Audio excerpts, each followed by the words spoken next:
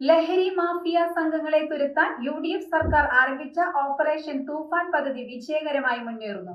ലഹരി മരുന്നും മാരകായുധങ്ങളുമായി 5 യുവാക്കൾ ഒല്ലൂർ പോലീസിന്റെ പിടിയിലായി.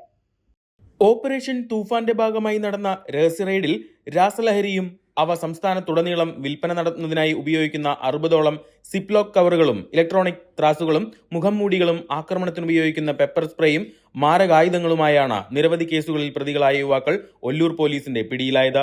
നടത്തറയിൽ പ്രവർത്തിക്കുന്ന കാർ വർക്ക്ഷോപ്പിന്റെ മറവിൽ രാസ ലഹരി ഉപയോഗവും കച്ചവടവും പതിവാക്കിയ വർക്ക്ഷോപ്പ് ഉടമയും ഡാൻസ് മാസ്റ്ററും ഉൾപ്പെടുന്ന 5 യുവാക്കളെയാണ് ഒല്ലൂർ പോലീസ് പിടികൂടിയത്.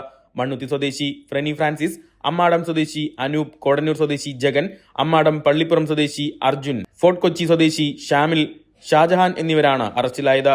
ഇവിടെ രാത്രിയും പകലുമായി എത്തുന്ന സാമൂഹ്യ വിരുദ്ധർ പരിസരവാസികൾക്ക് ശല്യമാണെന്ന ഒല്ലൂർ പോലീസിന് വിവരം ലഭിച്ചിരുന്നു. തുടർന്ന് പരിസരം പോലീസ് നിരീക്ഷണത്തിലാക്കി. തുടർന്നാണ് പ്രതികൾ പിടിയിലായത്.